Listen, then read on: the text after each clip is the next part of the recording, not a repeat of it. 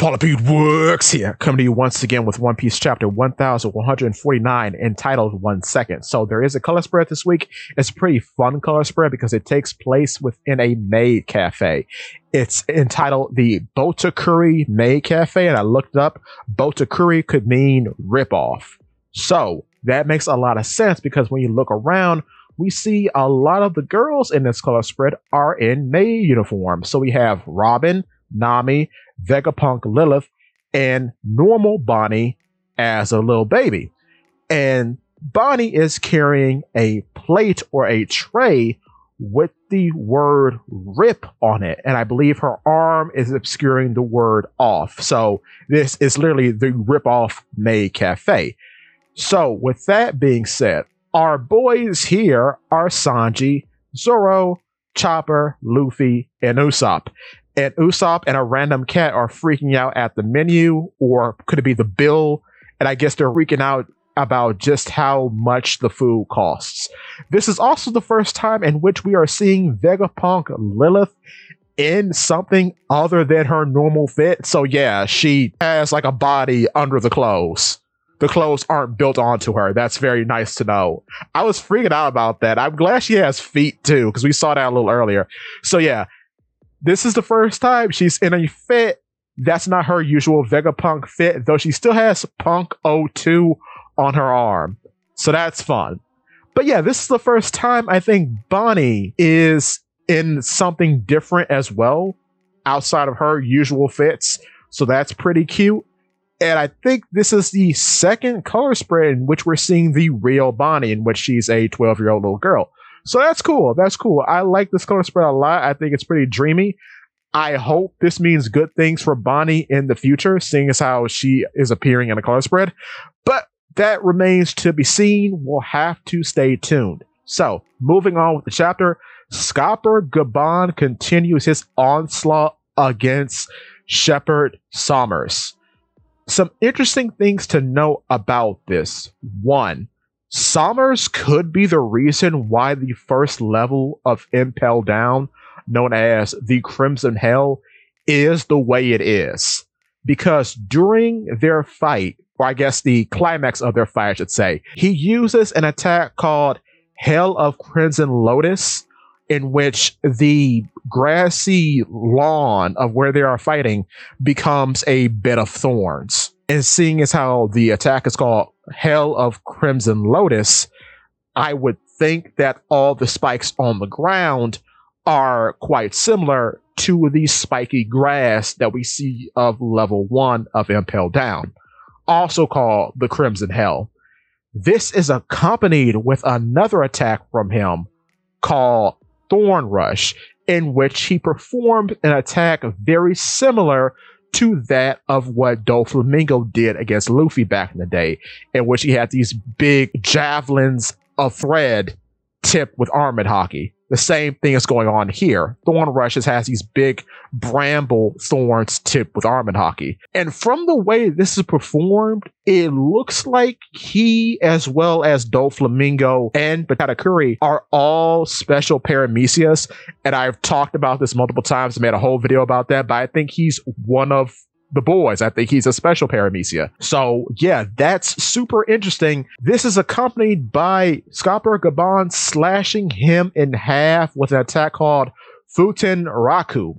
Futen Raku, from the translator notes, says this could be a play on words with the term Eten Raku, referring to a musical composition for Japanese nobles. So weirdly, Scopper Gaban has a music theme now, I guess, with his attacks. Kind of like Brook, which is very on brand considering what comes up in this chapter. But continuing, yes, everyone is freaking out that Scopper Gaban's attacks were able to actually do something to someone who is immortal. This attracts the attention of Chopper specifically, who pops out and says, how was he able to cut someone who is immortal? This could be crucial information. But what's also interesting too is that even after Sommers has been knocked out, the thorns stay, which makes me think that, yeah, this is an awakened ability because he had an actual permanent effect on the environment. Very interesting. Unfortunately, going off of that, the library and the Warrior School are currently burning, killing Ham as insult to injury, I guess, with a flaming arrow that he created and shoots at the Owl Library. Oh no, I hope Biblo is okay, because that's kind of crazy. Robin is saddened by this as she looks onward, seeing the Owl Library go up in flames. Cut to Ranja being saved by the mission being completed, which I'm happy the little baby is okay, but she feels gravely sorry for this occurrence taking place, and everybody is very tearful that this happened. Cut to Scopper Gabon on the scene, ready to save his boy from Gunko. Everyone is elated that he is here. However, Gunko goes on the attack and is about to skewer Colin in the neck with her weird arrow rapier. That is when Gabon becomes very contemplative of what he must do, and he's about to go actually save the Warrior School and the Owl Library from burning. However, he gets a flashback of Colin's birth, and now we're like confirmed for real that, yeah, he and Ripley did sire a child, and yeah, he was bigger than his dad even as a baby, which is very funny. And apparently 20 years ago, yeah, Gabon was still a young man because he still had black hair. So that's really cool. That's really cool. And he's about to actually cut Gunko in half, but then Future Sight kicks in and he sees Gunko skewering Colin through the neck, and he gives up immediately. It's crazy that Future Sight can work that immediately depending on the situation. And he's in a high stress situation and still work. I wonder if there are levels to Future Sight, because if you remember, Katakuri could not use his Future Sight if he was flustered. So now I would say Gabon is flustered and his Future Sight gave him a warning, which makes him quit his attack. And then he gives up, which he then apologizes to Elbaf right before Gunko skewers him. So okay, again, the arrow fruit is one of the strangest paramecia fruits that we've seen. And I think, like Summer's, she too is a special paramecia. The only difference, I think, between the two is that she is using a technique similar to Katakuri in which she hides within herself, whereas Summers is more like Doflamingo, in which he's all balls out and just attacks to attack because the thorns inherently are offensive, so he has no need for defense. Whereas Gunko seems to have to make the arrows offensive in order for them to act as attacks, because most of the time they just seem to indicate direction or work as transportation. So here she skewers Gabon with 3 arrow bullets. Oh my god, 3. 3 arrow bullets, goodness. And that's when Gabon falls. Chopper apparently sees this because you see his attention is focused to what has just happened, which makes sense because he was interested as to how Gabon could even damage somebody like Summers. So it's weird how on the case Chopper is. So most likely Chopper will be the one to save Gabon from falling. And I'm not sure in this shot where he's saying yeah, if that's happening. It might be. Cut back to Colin crying out for his father, saying daddy, and Gunko reacts to this quite oddly. And we have a flashback of a random woman, and she says, "What is this memory?" And then we see Brooke with a little girl. Now, a very small but important note to make about Brooke in the Gunko flashback. From the looks of how he's drawn here, he does not have the cane sword that he is usually depicted with and what he used when he was a 33-year-old man while he was in his pirate career days. What this looks like is a rapier or a sword similar that most of the Holy Knights are using, and what Gunko herself makes out of her arrow fruit constructs. So that's very interesting that while he presumably was in a battle convoy for a certain kingdom, he had a whole different type of weapon, but a weapon more suitable for fencing. Whereas the weapon he has now arguably is not, because it doesn't have the big guard to protect his hand, which is really weird now that I think about it. But to continue, and Brooke says, "You see, my dream is to be a pirate." Cutting back to the present, the Straw Hats talk about what has happened and how they need a plan of escape, and Brooke is talking to himself saying, my apologies. Then for some reason, Gunko comes to her senses and realizes that, yeah, that weird skeleton guy was Brooke. It looks like she's running towards him, but then Emu interrupts. We see Summers on the ground, and he's still alive, apparently. He's saying, ouch, while Emu says, "What is with all this commotion?" Killingham responds, "Great Emu." Emu continues, "The Holy Land is currently in a sea of flames," which that kind of sounds like something Sabo would have done.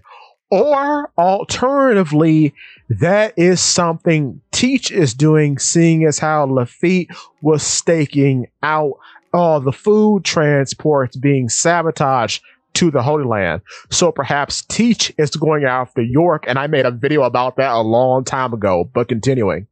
The kids then react to Gunko, apparently, saying that her face got all scary, and Emu continues, "Thou seems to require additional military force. Mu will show thee the domination of God." Okay, so in this shot, Emu is possessing Gunko, it seems like, and her eyes have become ringed. I recently did a video about ringed eyes, and I think in this shot, and many people have called this, so shout out to all you.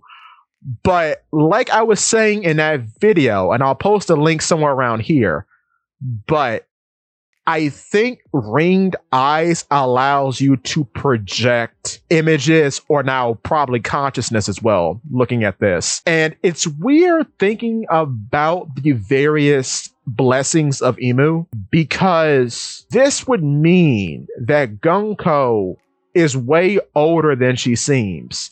And it's weird too in this shot that Gunko's hair grows out, so she looks like the woman in Gunko's vision. I don't know if they are one and the same person. And in a video a while ago, and I'll put another link to that, I thought that Gunko could be a clone of Koala, but now I'm thinking the reverse. What if Gunko is an ancestor of koalas? Because all signs point to Gunko being a lot older than she seems to be. Presumably over 80 years old. What's weird about this is that certain members of the Holy Knights get to age, but certain members don't, apparently, because Gunko seems to be frozen in her 20s or 30s, yet guys like Figurlin Garling aged, because we recently saw how he looks in the anime. He was blonde and he had like the big crescent hair,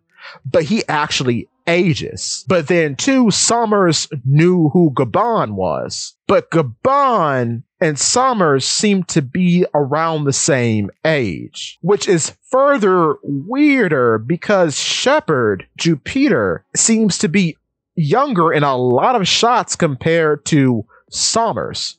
And I say that because they're from the same house. They're most likely relatives. So it's super weird how this whole immortality blessing of Emu thing works, because some people get to be frozen in time while others don't. And then too, does that mean, say, Figurlin Shamrock, right? He's younger. He's most likely the same age as Shanks. So most likely his aging has stopped already. And it's more interesting too, because he and Gunko arrived together. So do some Holy Knights get a particular blessing in which they get the age stopping process? Or is that up for sort of, I don't know, discretion of the one being bestowed the blessing? Or was this a recent development that Emu was able to perform on people? Because there's no real telling how old Saturn was, for example. And when Saturn is killed and the blessing is most likely removed, he is reduced to a skeleton. Well, that doesn't really mean a whole lot, because he could have been 80 back in like the Kuma flashback. Emu could have extended his life from there and now he's like 100 and something. But you know what? I don't know, because then you have humans like Kureha who can live up into their hundreds. So it's really weird. It's a really weird thing to think about. But now I'm thinking maybe, yeah, Gunko is maybe an ancestor of Koala, because them having the same hat, I just don't buy it. That has to mean something. That's too weird for me. But with that being said, yeah, no break next week. Give me your thoughts and tell your friends about Polypede Works.